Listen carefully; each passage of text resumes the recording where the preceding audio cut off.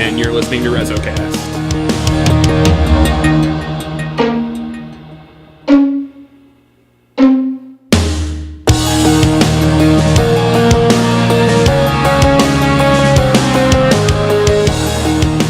Hey everyone, and welcome to REZOcast episode 37. This is Lego, and I've got with me Hove and Triton and our special guest, Resolute's own Monk. Welcome. Thank you for being here, man. How you doing? I'm doing really well. How are you guys doing? Awesome. We're doing great, Fantastic. man. Except for this week, whenever I ruined Hove's Trials career and everything that he possibly had in him left to play Destiny, and he just couldn't do anything the rest of the week, and I just destroyed him. No, I made a full recovery. It took a couple days, but I hate the term triggered for the most part.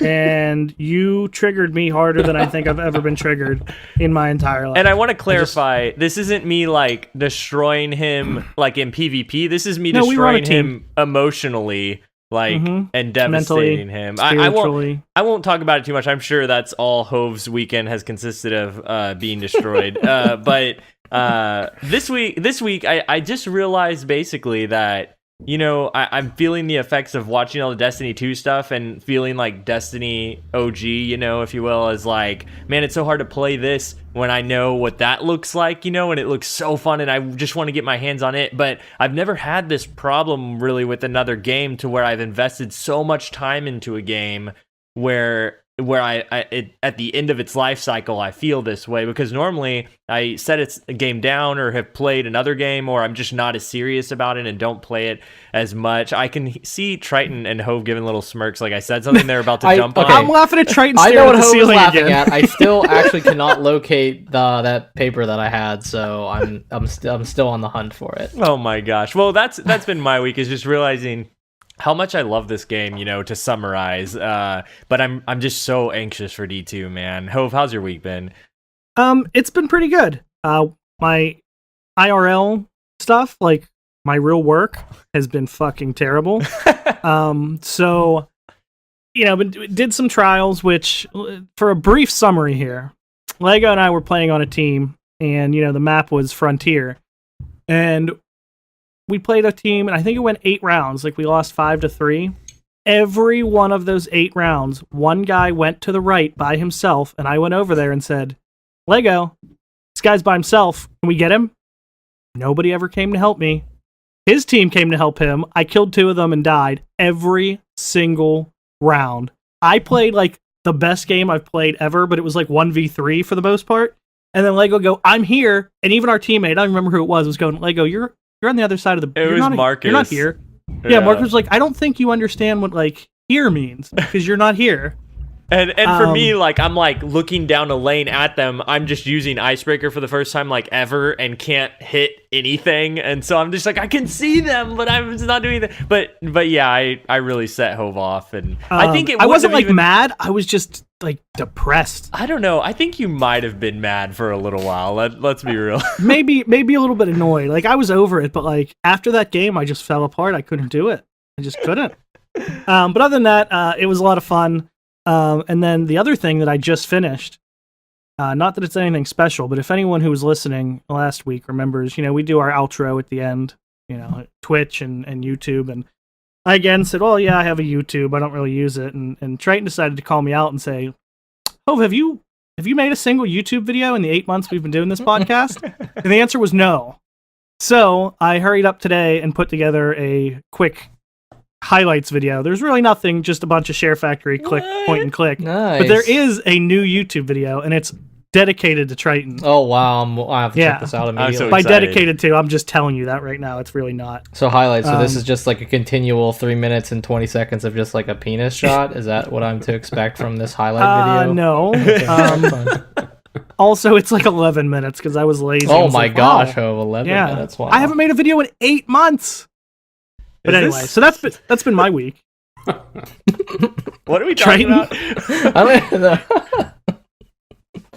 So, my week in Destiny and gaming period has not happened. I have tendonitis in my right wrist, so I actually can't do much of much of anything in that regard. So both real life and gaming has not really been the easiest experience. Haven't really been on any gaming, but I was there to witness the Frontier match that we were discussing. I watched it on stream, and I think what's great about that is that Lego and Hove, and I guess myself, I don't play with them as frequently, have kind of reached that point in their relationship where it's like okay to just be like, Lego, what are you doing? Like, why, as opposed to like, hey, if you could just come over here and this would be good. I think this would be good. Now it's just like, no one's here but me. Every time, guys, he goes to the right, let's all go to the right. And I think Marcus was on like mute for like periods of time in there too, because it started getting a little awkwardy. So that was he was on the amazing. Phone. He was actually on the phone. Okay. Yeah. But it was amazing to witness like that happening, like evolving in front of our eyes. Like, wow, our friendships have evolved to the point where it could just be like,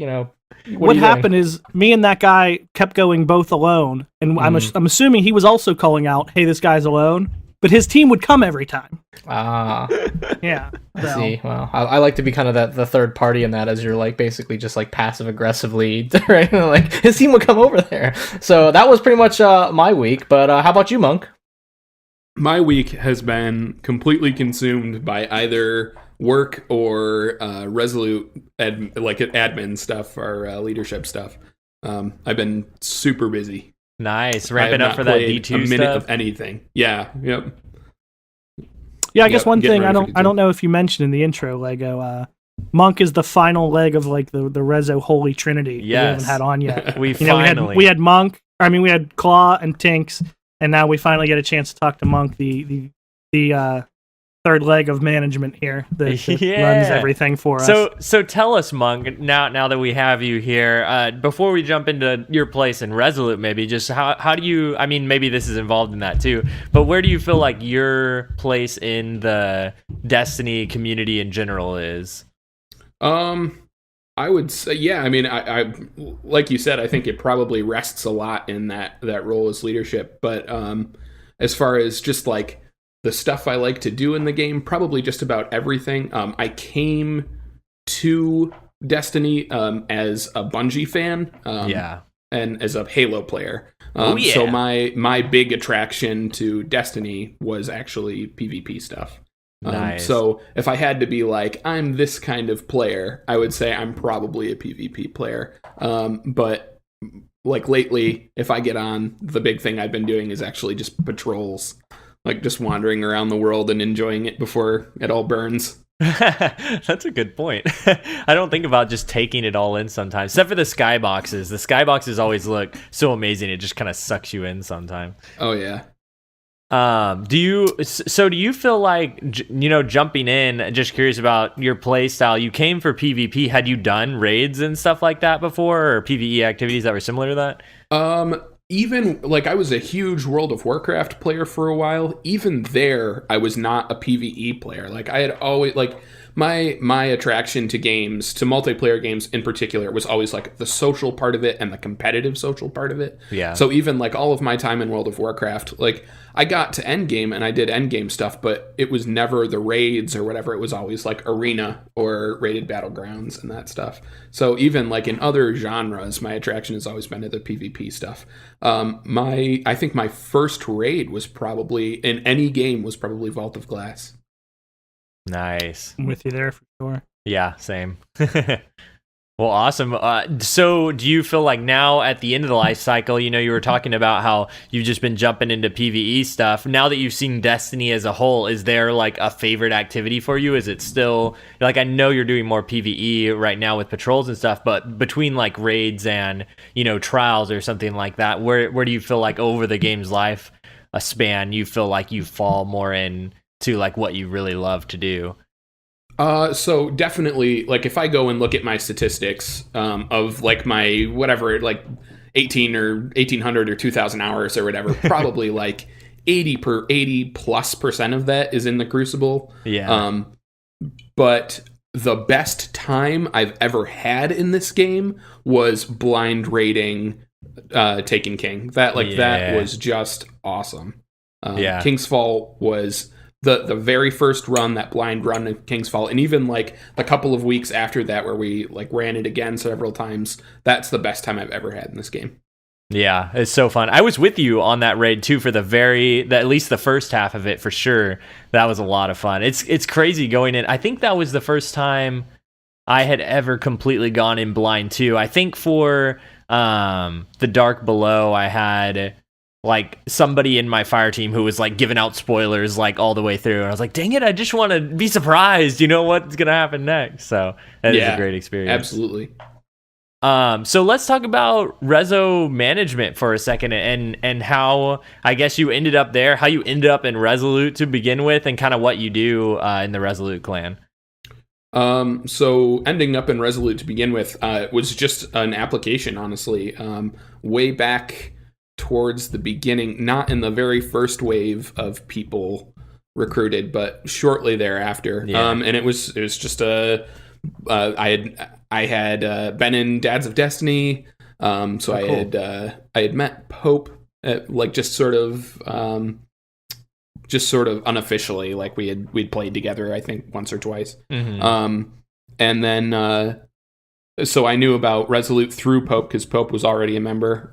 Put in an application, got an interview, and got in. And then just eventually, we were looking at expanding some stuff and doing some new stuff. So I sent, at the time, it was Claw and Tinks, like a big old like Word document, because that's like I love like spreadsheets and like official documentation.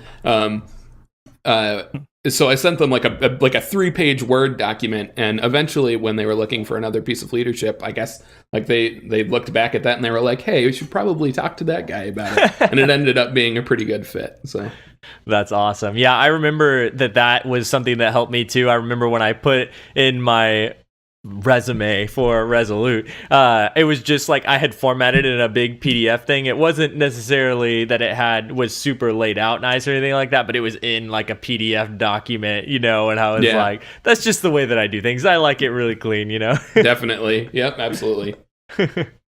So like from that, to answer the rest of your question, my primary responsibility as leadership is just as part of like the 3-piece leadership of Resolute. Like Claw is the greatest among equals, like he's the ultimate decision maker. But he and Tinks and I kind of we ultimately work together. Like the decisions are made as part of a team. And then down from that, my big thing has been administering REZOhouse as we brought it up, and now as we're going to sort of relaunch it again, revamp it, make it something new.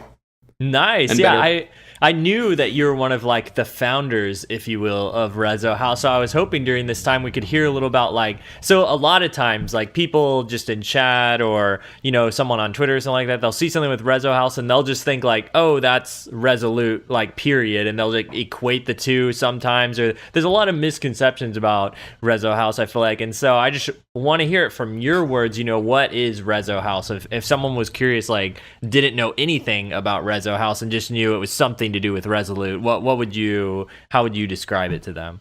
Sure. Like my original concept of REZOhouse, and fortunately like Claw and Tinks were really on board with this, and agreed with me, is that it's the extension of Resolute without being Resolute. It's something completely separate, but in the same spirit, if that makes any sense. Mm-hmm. So in Resolute, we're a closed group. We have set rules for even applying, and then set rules for who we can recruit. We have age restrictions. We have like availability restrictions.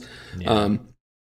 That obviously, like we can't go outside of the required roster size. We can't. Like we have those restrictions in place. The nice thing about REZOhouse is that it lets us keep the sort of positivity and family feel that we've built up with Resolute and take it out to a whole bunch of other people where we don't have age restrictions or roster restrictions or availability restrictions or there's no boundary there. Everybody gets to participate in the thing that Resolute is or has become in the community without actually having to be in Resolute. And the great thing about being in REZOhouse is that then those same people get to benefit from, like the LFG and the sense of belonging and the clan tag if they want to. And now with Destiny 2, guided games, which is going to be a huge thing and is like something that I'm really looking at as I redesign the whole system and build it back up again. So I hope that answers your question. No, it really does. Yeah. And you got me wondering too. It's like, man, what do you see for guided games? Like when you saw that and thought about Resolute and REZOhouse, like in what ways does that excite you? And in what ways do you see that coming into the clan? Yeah, Claw and I were talking about this after he got back from LA, and the great thing about guided games is that it gives us a way to like formally reach out to the community. Assuming that the interface looks like it did at the game reveal, people are actually going to be able to like look through clans and decide like, hey, I actually like if these people are looking for a group, I want to choose these people to go with them. And I hope that by putting Resolute out there, people are going to see that and be able to join us, either 1 or 2 people per raid or per activity or whatever it is. And that we're going to be able to, even expose a bigger crowd to the positivity of the community that we're trying to create with Resolute and to participate in the fun with us, because we don't want it to be a closed off thing. Like, yes, and that goes into REZOhouse. Like, yes, Resolute itself is a small and kind of closed community, but not for like the way that we enjoy the game, not for the way that we have fun, not for the people that we play with. That I'm really excited about the opportunity that guided games gives REZOhouse, and then by extension, Resolute, to sort of invite other people into the groups and to sort of show them like, this is what we want to model for the community. This is what we want this to be. Like if you want to be part of this community, and especially bringing in a whole bunch of new people with PC being added and with the sequel bringing in a whole bunch of new people, like I really hope that guided games is another way that we can sort of show people like, this is the way that we want this community to be. If you want to be part of this with us, we'd love that. And like show people, because so often you go into a multiplayer game like Overwatch is notorious for this. Like the chat in PC Overwatch is the most toxic place in the world, maybe short of League of Legends, which is maybe the worst ever. Ever. And that and like that is just infectious in those communities. Like when you see that, when you get into those games and you are like a witness to that toxicity, like that just spawns itself. It makes itself worse and worse and worse and worse. So if we can be sort of the antithesis to that, like if we can be the thing that shows everybody like, hey, this is actually a really positive community. And I think the Destiny community as a whole sort of has a reputation at large for being a really positive community. It would be really cool if Resolute could be part of like that driving force towards a positive experience in Destiny 2. That's awesome, man. I love the way you phrased all that, and it's like perfect for what I want. Especially like seeing in the past Resolute doing like Rezo for Triumphs is one example, where we've taken alongside the community to get people like these positive things in the game and have these positive experiences that you're talking about. And this is just an easier means to do that for people who say aren't on Twitch and not watching or on Twitter. This is like an in-game, let me help you out, which we haven't really had before. It's so cool. Absolutely. Yeah, I'm so glad you brought up guided games. I'm sorry, Hov. No, go ahead. Because like guided games is a great example of exactly like what this enables us to do. Like guided games, Ryan Abbott had to go out there and actually like make a sign-up sheet, and people had to know that it existed to come and find it, or like be following us on Twitter, or somehow have somebody else tell them about it. Guided games makes that like you don't have to go anywhere for that. You don't have to go out to the internet for that. You don't have to go out to Twitter for that. Like right inside your game, like you say, we're saying Lego, like there's your way to get these things done and let us help you, which is really cool. Yeah. Yeah, that makes me think of two things. One, we talked about before, and a lot of people have said from the get-go that there needs to be more ways to interact in-game and more social stuff going on. And this was that even to an extent that I don't think any of us thought of. Like, nobody thought of doing it this way. I mean, obviously someone at Bungie did, but like, we did it. And the other thing that now that I'm really looking forward to very short term, like in the next like hour, after listening to Monk answer that question so well, I'm really looking forward to Triton asking Monk questions. Like, with how Triton asks his good questions and Monk has these great answers, it's going to be like the best episode of any podcast ever. Oh my gosh. I know, Triton, what you got up your sleeve? I want to hear it, man. All right. Well, I'm curious because I do think Monk he did have something really did establish really good definitions between Resolute and REZOhouse, because that's not something that we've really, as Lego opened the show with, we've really dived into on the podcast. And so when I think about REZOhouse coming into existence later in Destiny's life cycle, and Monk's talking about revamping it and kind of rebranding it as we move to Destiny 2, Resolute's going to be very established. REZOhouse will have been around, but it's going to be potentially a new player base. Monk, in your opinion, as we move into Destiny 2, what are ways that Resolute and REZOhouse can work more closely together? In what ways, based on some of the distinctions you're making, is it important for them to be divergent? So important to be divergent, I think, is the first thing that I want to cover, because I think people get I think it's common in the community that knows Resolute and knows REZOhouse for people to have the misconception that REZOhouse is like a feeder clan for Resolute, or like a fan clan or something like that. And I don't want that to be the case at all. Like, yes, it shares the Rezo name because it shares our like shared ethic, basically. But as far as like an entity goes, going forward, I want to make sure that people understand that REZOhouse is its own thing. And part of that is like it's beholden on me to do the best job that I possibly can of supporting that group and really giving it, the sort of direction and leadership that it needs to get to that point. So that responsibility, rests pretty squarely with me, first of all. But I want that to be a place where people shouldn't just say, oh, hey, I want to be part of Resolute, but I can't, so I'll go to REZOhouse instead. What I would like is for people to be like, there is this awesome group, and yeah, I love Resolute, but being in REZOhouse would be just as cool, because it's the same kind of community, it's the same opportunities, they do the same sort of things, they have the same sort of shared community events, and in that way, to get back to your question, I think that's where they come together. Like, they come together in the sense that we can play together, we can help each other with events, we can do more of the the shared, like we had that shared PvP tournament a while back. Like, that stuff is stuff that we can totally do together, where we should point out the fact that, like, hey, we're super similar, not necessarily to bring attention to Resolute, because that's not REZOhouse's purpose, but to bring attention to REZOhouse as an opportunity for people, because that's that group's purpose.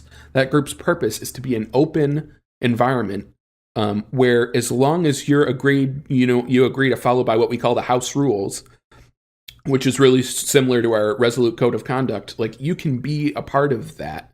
And we, I mean, does that answer your question, Triton? Like, am I? Yeah, no, I think that's perfect. Nailed it, Hove. You called it. It's so good.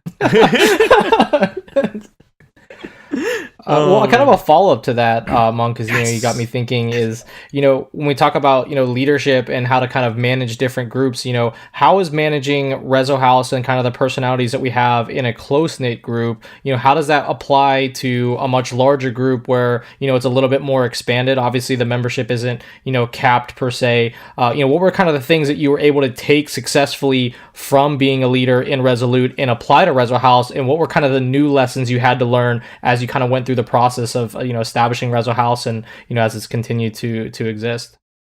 REZOhouse is so different on so many different levels, mostly because with there being no roster cap and no age limit to it, it ends up being much more of a, like, you really need to you need to be careful to make that an environment that's really sort of accepting of just about everything. Not that Resolute isn't, obviously, but like we're an 18 plus clan. So like you come into our chat and like there's a certain level of like screwing around that goes on in our chat, just like by default, to like, put it mildly. and that's something. Yeah, and I'm trying to be really careful about the way that I say that. Like there's a certain expectation that we make sure that people have when they're coming into Resolute, that like it's like if you're shy or like timid, you're probably not gonna like get too far in our clan, because we're all sort of like, we get serious when we need to, but overall like we're all a bunch of goofballs, really. And like we're at our best sometimes, I think, when we're all acting like 13-year-olds. But in REZOhouse, there are real 13-year-olds who are acting like 13-year-olds because they just don't know any better yet. So you've got to be able to sort of, and more than anything, being a parent has helped me with that, because you've got to be able to work with the people who are adults and who understand, who have the experience and understand like adult social norms and everything, and then the people who don't.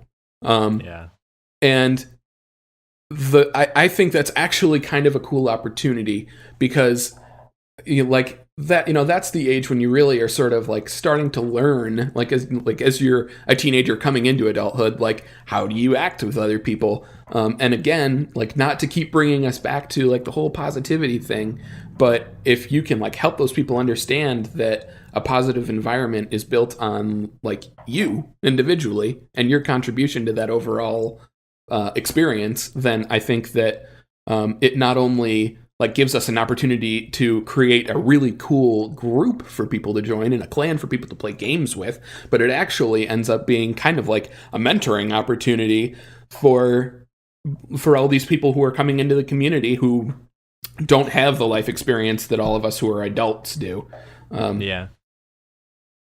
That's awesome, man. I don't want to shy away from the positivity aspect of it, because I feel like that is something that drives us as a clan, and seeing it drive REZOhouse 2 makes me even want to be more involved than I am playing with other REZOhouse or playing with REZOhouse members, because it's honestly really fun whenever I get the opportunity to, or it's even fun in a game to like wave at each other at the beginning of a match once I realize that there's REZOhouse guys on the other team, like, and come alongside them. So yeah, no, I love it, man. That's great. And it is the reason I feel like, just like we were talking about with the clan stuff, it's great to see that, or with the guided game stuff, that carry over from Resolute to REZOhouse. So it's awesome. Yeah, I love absolutely. Yeah. I kind of want to jump into changing the topic just a little bit to some D2 stuff, because you mentioned earlier that you grew up playing a lot of the Halo games, big Bungie fan, and now that we have someone to defend ourselves with, since Hove and Triton are the lesser Halo players. I won't say they aren't Halo players, because Hove gets mad at me when I say that. So the lesser Halo players, I wanted to see how you felt about all the changes to PvP for D2, and if you can help me defend that it's probably going to be pretty fun with the new power ammo situation. I never said it wasn't going to be fun. I know you didn't, but you had some hesitation, and I want to hear Monk's enthusiasm. So, yeah, I can't find anything about the changes that I don't like. And that's saying something, because I've been super critical of Destiny PvP for the past year or so, or more. So like one of the things that you guys brought up in the last couple of weeks was that moving towards something more balanced, like moving back towards something more Halo-ish, where it's 4v4 and the special weapons are moved to the power weapon slot and everything. That like that move to smaller teams and balance might be a move away from fun. Yeah. And I would, as a Halo player, I want to like reassure you that if Bungie does what they have done in the past, that like balance and fun are not mutually exclusive. some of the most fun I have ever had has been in Halo 2 PvP, where there are like no different weapons. You know what I mean? Like everybody's battle rifle is exactly the same. Everybody's AR is exactly the same. And that's far from what Destiny is. Not just because you have a whole bunch of different weapon choices, but also because, you know, like you've got all the extra powers, you've got all the extra abilities, you've still got supers. There's still going to be a ton of opportunity to do Destiny things, even though they're moving more towards like Halo framework for the basics of the PvP system.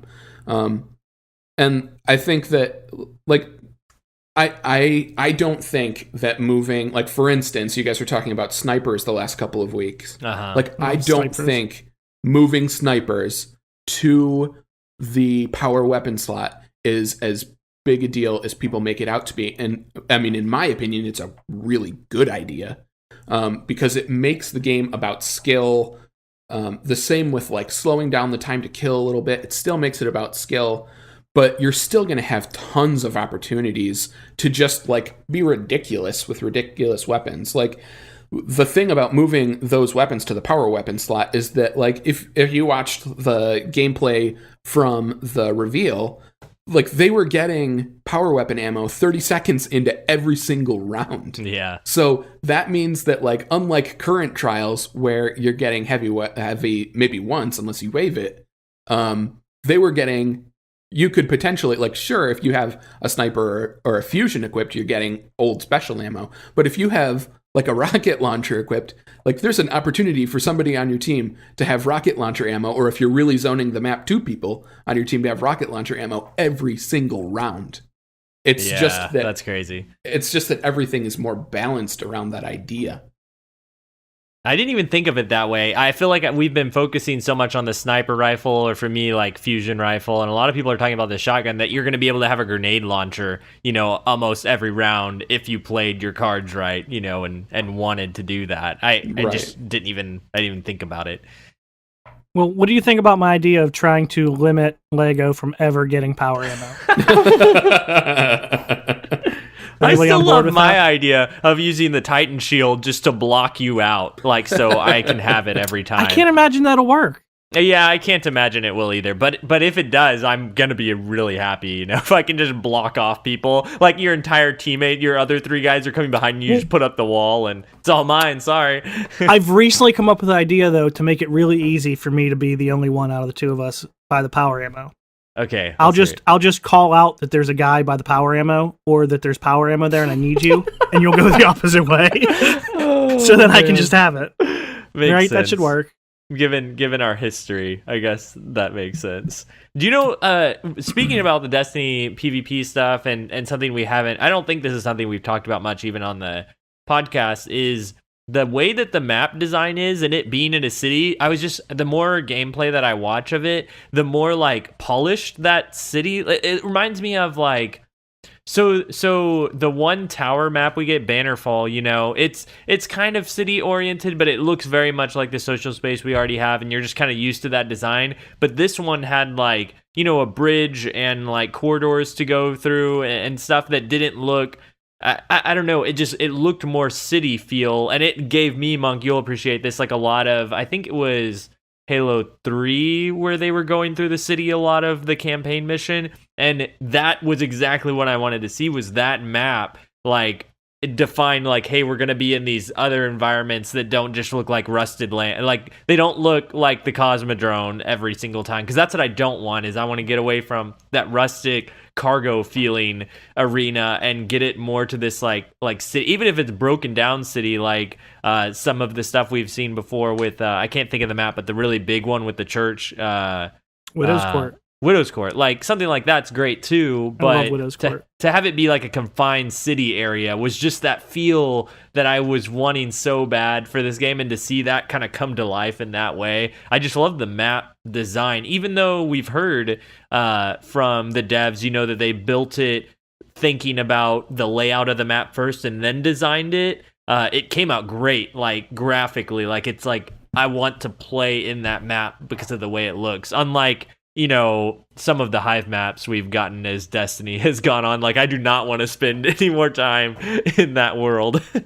Well, I think the one thing I haven't really heard talked about at all, but is kind of exciting, is just the fact that, we all kind of like, I think for the most part, the look of that map, how clean it is, the sight lines, just like the way it's designed. Yeah. That's one map. Like, we're going to get, what do you think, 10, 12? Do you think that's about right? 10 maps? I feel like start?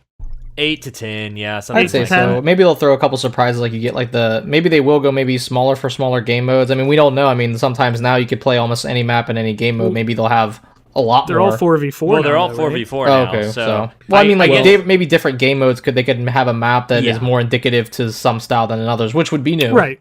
Yeah, I mean, the one thing that Luke was saying in an interview was that the maps are designed not just like from the ground up as a PvP space, but around a specific mode.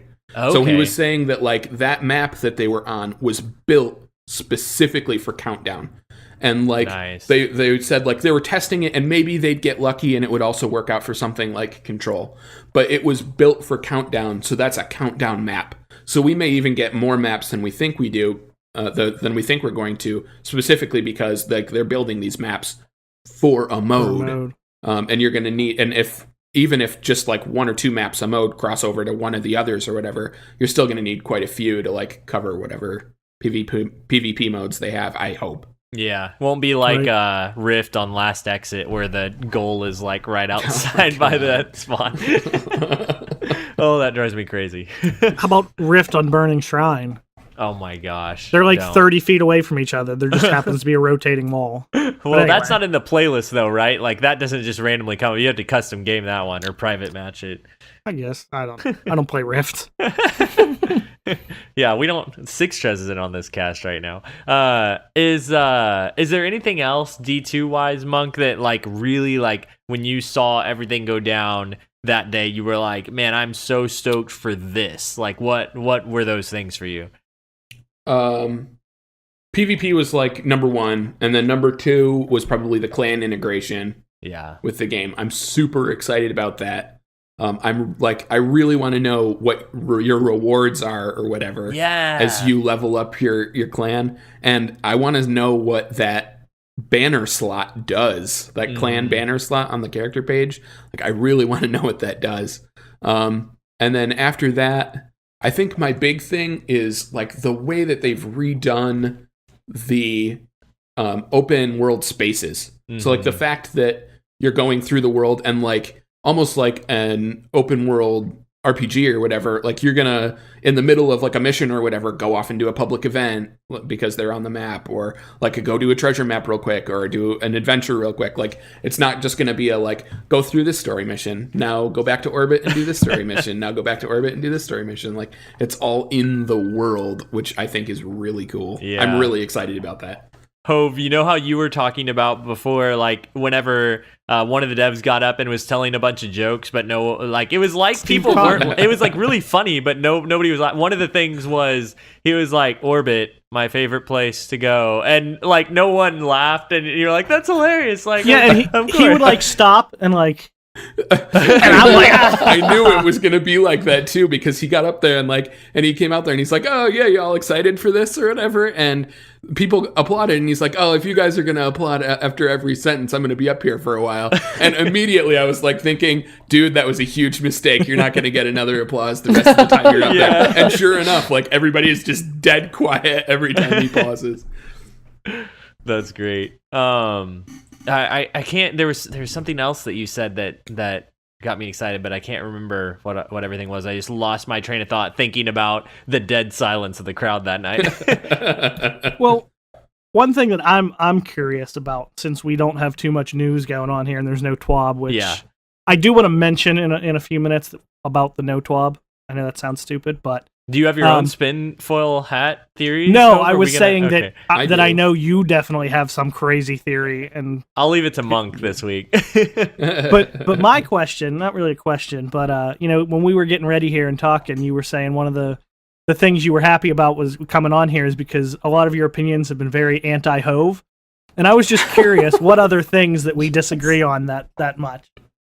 I just think like PvP in general. I think that like we have a different twist on PvP, and I really hope that Bungie proves me and Lego right, and they do this correctly, because I know how much fun I have had in Halo, like the most fun I've ever had in a multiplayer shooter ever, including Destiny. Like my Halo PvP experience is even like Halo 2 PvP experience is better than my PvP experience in Destiny.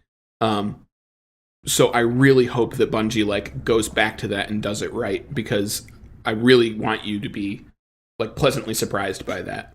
Yeah. Well, like I said, I don't think, I'm excited about the PvP. I don't think that they're, going to ruin anything. And even with the whole talk we had, like you said, that we brought up about what Hovey had said about moving towards competitive and hoping that doesn't take away from some of the fun. I still think it'll be fun, because I'm super competitive. Like, I want to win everything. Like, even if I'm not taking it seriously, deep down inside, I get really mad that I didn't win. I could tell this weekend. I could tell. Oh, that wasn't deep down inside. That was right up on the surface. But I guess more specifically, and it's one of those things, it's a different game. Things are going to be different. But I meant more just in the way of moving away from some of the fun that is available in Destiny 1. Like, specifically for me, I really like sniping. Like, it still may be super fun, but I'll miss the way snipers are now, how much you can snipe now. You know what I mean? Like, I'm not down on the PvP at all. It's not away from fun in general. Just some of the things that are fun in PvP now, which, to be fair, are some of the things that are problems in PvP now. Like, I fucking love sticking everybody with fusion grenades. But it's a problem. That's kind of more my thing.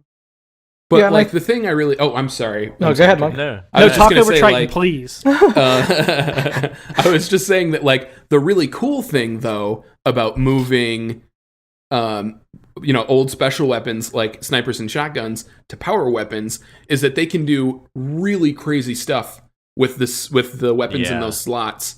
And, like, I'm fully prepared to see exotics in those slots that would, like, in Destiny 1 be considered completely ridiculous in PvP, but are completely acceptable in PvP in Destiny 2, because you are only getting it to one person at a time per power weapon spawn. And in Halo, that's exactly how it worked. Like, power weapons in Halo were ridiculous, but it didn't feel broken because they were on a set spawn.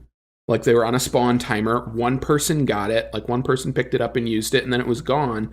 And shot, like, and you can already see that, like, in True Vanguard's PvP videos that he brought back from LA. Like, you can see, like, shotguns are all back to, like, Matador range and accuracy, and there's critical hit damage on shotguns again, because if you're only giving it to one person at a time, you can make shotguns ridiculous again. Like, they were ridiculous in Halo, and that's okay, because not everybody can have it all the time.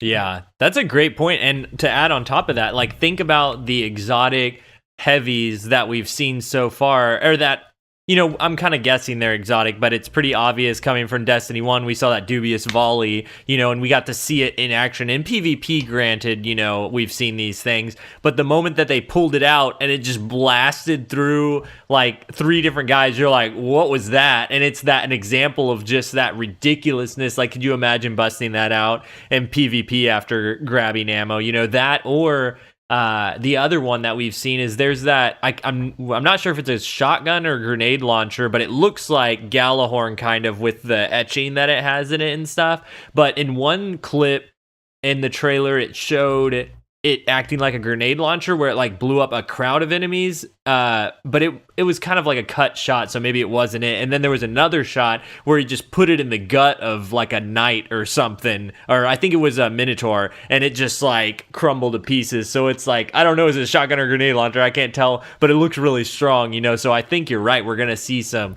crazy freaking stuff, but that means we're gonna have a lot of fun when we pick it up, regardless. Absolutely. And another thing that I think will help, specifically you mentioned shotguns, with balancing them. because I think as it went, anybody who really looked at shotgun balancing without being salty realized that a big problem with shotguns were the movement abilities in Destiny, not so much the shotgun themselves. And that's why they could never balance them to where everyone was happy, because they would have to change the core, movement of the game. Because you look at a lot of PvP shooters, really the shotgun range in Destiny isn't that crazy, but the fact that I'm so far away and I can close the gap on you in half a second, Titan skating or whatever it may be, with those things being gone, coupled with the fact that maybe only one person's going to have it, it's limited, that allows you to have more, like Monk said, Matador-esque shotguns, because they're not going to be as ridiculous. You're not going to be on top of everything. So that, I think, is going to help weapon balancing a lot, too, in a less obvious way. Nice. Yeah, Triton, did you have something? Yeah.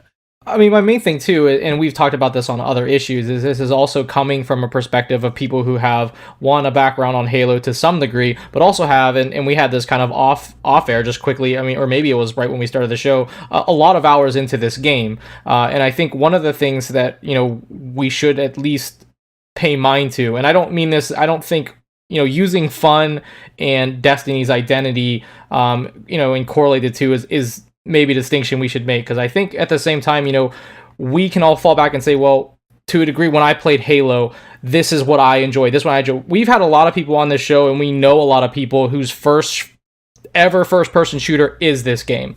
So there isn't the nostalgia of playing 4v4 where balance is a causation of fun, right? So, I mean, and you would have to think that a larger portion of the Destiny player base isn't comprised of people with probably 3 months of straight gameplay on their record, right? And so at the same time, while I think I agree with a lot of these points, and I think that, I'm certainly going to give it a chance, and I'm excited for just Destiny 2 in general, that being someone who now can't play the game as often as I did before, if I play 3 games maybe a couple times a week and I never touch that power ammo, and you have to admit that's a possibility. It is a possibility if you don't play this game a ton, know where it spawns and where everything else. If you only get it 1 or 2 times, that may not be fun. I think it would be very ignorant to say that we're going to say it's fun. So I don't want to say that it's not going to be fun or that is going to be fun. I think I'm going to go back to what Monk made a point of saying. It has to be done right. It can't just be Halo, here you go, Halo 2, and hope that everyone responds to that. And it can't be Destiny where things are broken and every other week it seems like we need some balance. So I'm excited, and I'll end it with that. I'm excited, and I think they will do that job. But I think the points me and Hove were making weren't necessarily, I don't think this would be fun. It was just saying this is an aspect of Destiny that was exclusive to Destiny that I enjoyed. And I hope those things are taken into consideration the same way that, we have to respect the fact that you guys have had a lot of experience in a more balanced environment. And that's been fun. So, I mean, Destiny is, I think what makes it great is it's accessible to so many people, and I hope it stays that way. Yeah. I think that's kind of my bigger point is, fun, it's hard to say, fun can be defined by any one thing, right? But Destiny 1 to me was very accessible to a lot of people on the PvP front, from casual people to people who were, constantly studying the meta. And hopefully you guys are right, because I don't have a lot of Halo experience. Hopefully this will create a more accessible environment that's also continuously more balanced. Yeah, I'm with you, man. And I think, ultimately, we say it all the time, but we're just going to have to wait and see, right. for how everything feels, for all of us. But because this is, what we've even seen isn't the final thing. We said it last week. I'm sure we say it almost every week. Like, they could change anything, But I love the way that Luke Smith started everything off. He was like, we've created, this is a new game, and we hope you guys like it. And so I'm excited to just have that new experience. Yeah, for sure. Yeah, I mean, 99%. I'm super excited about everything Destiny 2. But we wouldn't be. I feel like we wouldn't be anything but fanboys if we just said everything's great. There's not going to be a possible problem with anything. I just want to look at it and say, well, here's something I see. For sure. Let's see what happens. So I'm definitely positive. I hope I haven't given off the impression that I'm down on any of it. No, and like, even take, there's a certain level of like complaining that you see like on the Bungie forums or whatever. That's just like complaining for the sake of complaining. Like people just want to be outraged about something. I guess that's life basically. But like constructive, like real reasoned criticism, the only reason you make that is because you care about the thing that you're criticizing. Like criticism or concern over the way that the game is being designed is only there because we're all hoping that this will be like the best version of itself, basically. Mm-hmm. Yeah, I think, and I've said it before, but I think Apex Chris is like one of the best examples I can think of. Somebody who like you can tell they care about the game by the way he critiques it and the way he goes to the Bungie Net forums and puts like a detailed, thing together that looks like something similar to Monk submitted to get into Resolute, and it's just like, yes, like that is somebody who cares about it, and, has thought out everything that he's saying, it's not just like spewing stuff like the other stuff you see on BNet sometimes. So totally. Yeah. And I think another thing from the other side that's really helped with that is when Bungie kind of,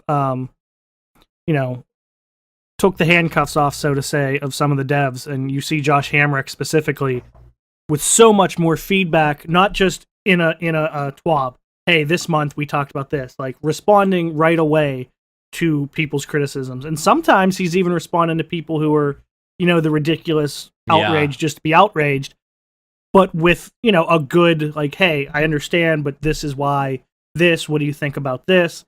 And that kind of, even if someone is just ranting because they just are angry and want to rant, I feel like, a lot of times that'll even turn itself into a pointed discussion that has valid, has its merits.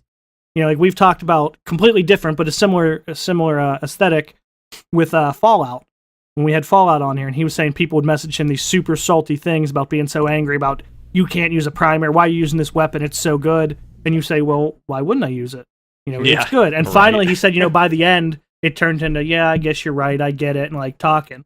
And I think that you're right on the community side, people like Chris, and on the flip side, I think it's been really good that Bungie has become, at least, some people, and I'm sure they'd all like to be, but there's only certain things they can say, that they've had more open discussions back and forth and allowed some more stuff to be heard and responded to. Because, even if something isn't changing, I think people like to know that they're being heard. Yeah, no, for sure. Well, speaking of open communication, what do you think about opening the communication to our Twitch chat right now? And Twitter and get some of those community questions in. You like that? Oh my god. Oh my god. Like, how long were you like sitting on that as I was talking? As soon as he's done, I am going to man, I got a good one. So anyway, my goal is just to destroy Hove, like just all this week in every way possible. So if anybody in chat has anything, I saw a couple a little bit earlier. I'll scroll back up to, but first I'm going to open with is from Wenny, Wendler. We all know Wendler. From Twitter. I realized that it's like a joke, but I don't get it. So I'm wondering if anyone can clarify. He asks Monk, can we ask why Hove's still in the clan? Did you confront him about his openness about single moms? What does that mean, Wenny, if you're here? Because I don't know. Monk, have you confronted me about that? Because I don't know what he's talking about. I have no clue what he's talking about. Okay, just making sure. You're totally into single moms. Wenny, go home, you're drunk. Just had to get it out of the way. Guillermo asks, who's your favorite member of Team Resolute, and why is it Guillermo?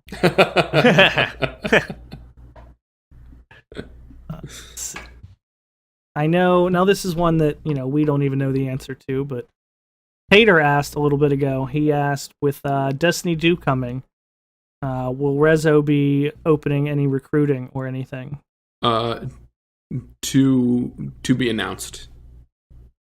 Just wanted to get that out there, Tater. I feel like we've got a Bungie dev on, and we're like asking those serious questions, and he's like, "Well, you'll see in the next update." I mean, the real question is like the real answer rather is really, I don't know. We've got a long way to go. Yeah. I mean, that was kind of my answer to him too, but I wanted to pawn it off on you. what was the next one? Well, first of all, Loki earlier said Tink stinks. Yep. Not really a question, but I wanted to throw that out there. Did he use Z's? Yes. Oh, yeah. Good. Yeah. Excellent. Yeah. I had one here and I can't find it. Booker said that mine and Triton's yellow shirts are further proof that Triton lives in my basement. Oh, speaking of shirts, you see my ramen, my spicy ramen shirt? Oh, yeah, that Destiny shirt is so awesome. I love that shirt. I do too. I swear I had another one. I'd love a Destiny shirt that has the emblem for the Request a Friends one. Like, if that could be a shirt, I would love that. Speaking of Destiny shirts that I think we would love, as soon as LEGO drops that REZOcast stuff in our folder, so Hope and I could get those printed before Guardian Con. For Guardian Con. Well, yeah, of course I do. Loki also wants to know if the website is up yet, which I think I know the answer to. The Resolute website? Yes. I am... Wait until you see it. I've taken over webmaster duties, and I am rebuilding the Resolute and REZOhouse websites as we speak. And they are way better than they used to be. Don't talk. Is the background just a big picture of Triton's face? Because if not, I kind of wanted the website to like devolve into like, remember the GeoCities websites and like Xpage and crap like that. That would make my day. The animation of the guy of the construction worker digging the hole. And the, that would be fantastic. Anybody younger than us right now just has no idea what we're talking about. They're just like, what is? I made so many X pages back in the day. It was crazy. Oh yeah. Oh my gosh. Yeah. Chat's been pretty quiet tonight. That's really all I got at the moment. Yeah. Do you guys have any other questions for Monk other than the ones we've asked him? Because otherwise, I think I might close it out unless there's any other D2 stuff you're wanting to get to. TWAB. Oh yeah. Hey, there was something about I wanted to hear Monk's spinfoil hat theory on why the update hasn't come tonight and why it's coming tomorrow morning. I would say, first of all, they're pushing it back to tomorrow at 10 a.m. Pacific, which is what they did. What did they announce last time they did that? Was it the reveal? You remember they pushed it back? Yes, I do. It wasn't anything huge. Maybe it was just an announcement that they just weren't ready to make yet. Like maybe it was the reveal. Because I remember I had all these theories and it was nothing like I thought it was. Yeah, but well, whatever. But yeah, they pushed it back. No TWAB. It's going to be out tomorrow at 10 a.m. Pacific. And that tweet came from Bungie, not Deej. Oh. So here is my theory. Let's hear it. The Battle.net store refreshes at 1 p.m. Eastern every day. And they said at the reveal in their interviews that they were going to announce the PC release date sometime in the next couple of weeks, like confirm whether it was still on for September 8th or for a different date. So I think they're going to include that information in the weekly update and like time it to coincide with when pre-orders go up on the Battle.net store. That's pretty. I like that theory. That's a good theory. That's a good one. And by the time anybody else listens to this, I'm going to have been proven horribly wrong. We'll see. Or right. Yeah, or right. Hove, you had something else you said? No, not really. All right. I just wanted to hear. I thought you had a spinful. You're always the one you're the dreamer, conspiracy theory. I actually didn't know because I think that E3 is coming up so soon that they're going to save a lot of stuff for that. But the PC thing makes perfect sense to fall into tomorrow. But I think most everything else, like the next big Destiny thing, like they even said so on the TWAB. They were like, we're gearing up for E3. That's the next thing.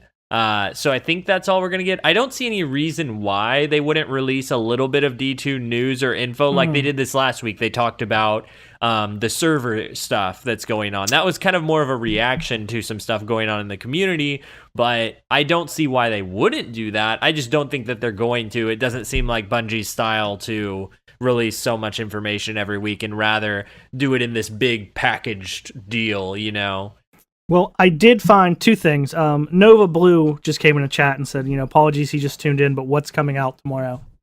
They pushed the TWAB back this week. No TWAB today. Bungie tweeted out that they would bring it out tomorrow at 10 a.m. Pacific. Monk's theory is that the Battle.net stuff refreshes every day at that time, right? Yep. And so that they may announce the PC release date tomorrow, because they said at the event that they would do it in the next couple weeks. And I did just look back. The last one that was delayed that day was April 28th. It was supposed to be the 27th. That was right after they announced... Oh no, it was right before they announced the Destiny 2 thing. That next day was the day that Thursday night was the night all the big streamers got their boxes with the Destiny 2 reveal stuff, and they weren't allowed to say anything about it until the Friday. Gotcha. So that next day, Bungie released their thing at 10 a.m. saying, hey, everyone's seeing these videos now. We're going to be live the 18th with a gameplay reveal. Dude, I bet Monk's right, man. It sounds too perfect. So, like I said, last time they pushed it back was announcing the reveal. They had sent out stuff to YouTubers. I mean, there was a reason. Yeah. And I do think maybe I'm the one who's crazy now, but I do think there is something to the fact that Bungie tweeted that out, the official Bungie Twitter. Yeah. Not Deej saying, hey guys, sorry, I'll have it out tomorrow. My fingers couldn't type fast enough. One of his little quips. Uh-huh. I know they actually had journalists in Seattle in the studio playing stuff, and you'd think maybe capturing stuff. So I wonder if we won't see more official stuff from games journalists. Oh yeah, isn't somebody covering some of the stuff we didn't see at the reveal? Maybe. Yeah, I remember for the Taken King or one of the expansions, Game Informer was coming out with new articles all the time. They had a real big thing. Yeah, and I think it was Taken pretty King. sure they have I heard somewhere, I can't remember factually anything, so don't quote me on it, but I'm pretty sure Game Informer had another deal like that for D2. Yeah, and it's this month too, so I wonder if that's what it is. Yeah. And E3's coming up 2 weeks, a little less than 2 weeks. And so Game Informer probably doesn't want to, it might be right after E3 that they would release something like that, but I guess we'll see. What I wanted to ask you guys, E3's coming up so soon. They're obviously going to show something. What do you think we'll see at E3? Do you think it'll be a rehash of kind of the content we've seen, or do you think they'll reveal more stuff about Destiny 2? What are y'all's guesses? I hope it's a full run through of the raid. I know you don't believe that. I know you don't think that or want that. I think less is more. I mean, I don't know if I would want something all brand new. If they dive a little bit farther into what we've already seen, maybe have another one of those trailers or whatever else, I'd be satisfied. At this point, I feel like I was going to get excited no matter what they did. But after, the gameplay reveal, which was, again, to me, a little bit more, I don't want to say what I wanted, but a little bit more than what I expected, I'm kind of fine with whatever I do. I just hope keep any plot spoilers to a minimum, that kind of thing. That'd be my only, request. What about you guys? 100% agree. Keep all the story stuff quiet. Don't show, really don't show us anything more than you've shown us between now and launch on the story side. I would like to see more details on the specific modes that are going to be out right at first. Maybe one of those, those videos where they go through and they show you things and they're and new exotics, and then show you a few of those things, and new maps and new modes, and those videos where they it's just set to music and they just have the run through where they're showing the images or the short clips of all the features that are coming out in that release. That would be cool. Because those get dissected by YouTubers for weeks, finding new cool things in them. And obviously I think the big thing at E3, I think the whole purpose of E3 is really just to announce beta dates. Oh, okay. Yeah. I think for me, there's two different things I want to say. The two things that I think will be there, or that I hope would be there, either both of these or one or the other, is the way that patrols will work now, or that the exploring, just showing the exploring somehow. And the reason for that is, Triton, you were saying you don't really want to see much more. You were going to buy the game already, but they've got to convince all the people that didn't like D1 to come and try D2, and so they got to show you something new. And if they show an explorable space, that's actually very explorable and actually has quest lines that are kind of dynamic in them, then it's oh, this is a world that feels livable. This isn't like D1, where it was just this static patrol space, and show you a little bit of the environment. I think that would be something that they might show off to get people invested. So that it would be one of my things. And then the other thing that I think would be maybe showing us some of the loot, because it's all about the loot in the trailer, and we haven't seen an inspection of any gun. We didn't see any loot actually drop from anything. And so just seeing something about how the loot's going to work and the details of it. I saw there's weapon mods for some guns, so like just showing a gun tree, or showing an armor skill tree and showing like, this is the way you upgrade guns now. And here's how you do this, or even better, what if you got to build something from this material, who knows what we'll see. But I think I'd be excited to see something like that at E3. Well, would you want to see, you talked about patrols. What about the whole Lost Sector thing and fighting through there and going to a boss? Would you want to see that, or would that be too much for you? I think they might need to get people invested. I don't necessarily personally want to see a whole Lost Sector or anything like that. Maybe if a Lost Sector has different sections to it and I just saw one particular thing, that would be fine. But I'm with you guys. Like, I don't want to be spoiled in that way, but I definitely want to see the vastness of the open world. They said it's twice as big as anything they've ever made, and I would like to see one of those spaces. And to your other point, I think, I don't know, but I think E3 type of things where, there's a bunch of other games and it's a big event and there's people there that are fans of all games. I think that's the time to show more stuff that's like trailers or just exciting stuff, whether it be like montages, like Monk was saying, like pictures of stuff going through. I think when you were talking about like explaining like where things drop and how weapon mods work, I feel like that's more like a Bungie Twitch reveal type of thing, sitting down and explaining things, because if at a thing like E3, you're trying to catch people's attention, right? I'm thinking of the way that they did. Like, they did a very quick fake story mission it was like a knockoff of the first mission that you do in Destiny at I'm pretty sure they did it when they first showed Destiny at E3, and they like killed the boss and got a Thunderlord from it, and you're like, Well, yeah, maybe you could like see something drop, but I was just thinking more as far as, I guess I went off in my own head, like, we don't know how loot's going to drop this time. I get you for sure, yeah.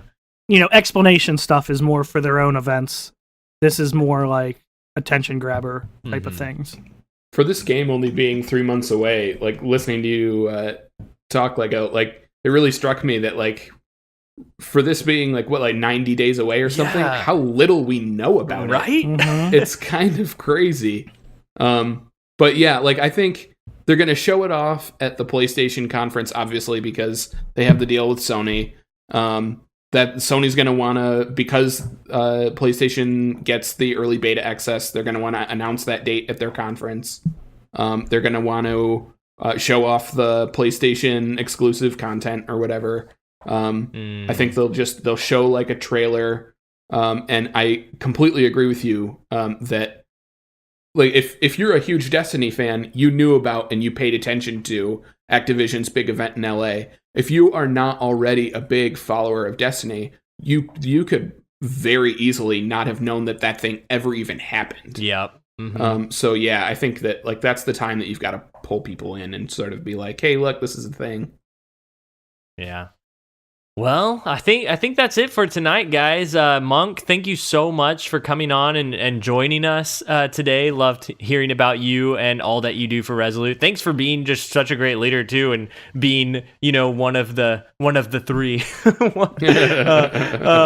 But this has been Thanks Lego, me, aka Legole Flash. You can find me on Twitch, Twitter, YouTube at Lego LE Flash. I'll be making YouTube Voop lights whenever I'm not just annoying Hove all weekend by stealing his kills with Icebreaker. Hove, where can they find you?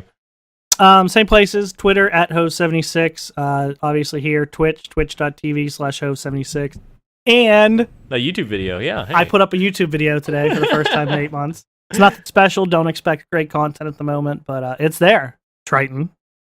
I like how like Hove says it's first time in 8 months, as if like he stopped right before the podcast, like stopped making videos altogether, and it's been just 8 months. I think actually, that's no, the podcast has been 8 months. I looked back, it was like June.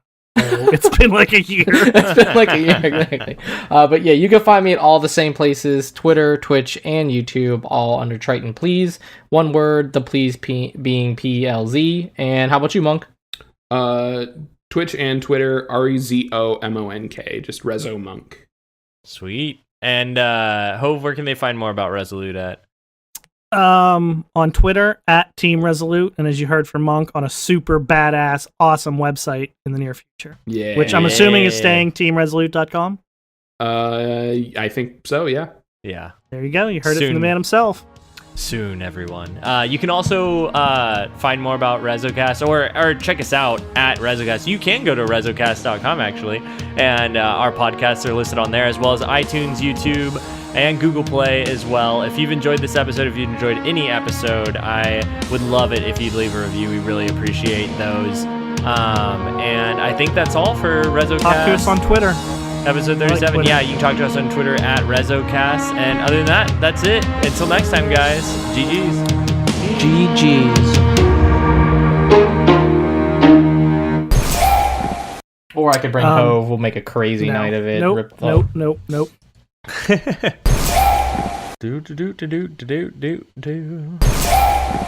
I was so eager as Halo 5, like, a diehard Halo 2, and then every Halo since up to Halo 5 player to be like the anti-Hove on PvP. Yeah. We're at 10. I'll start. Yeah. Yeah.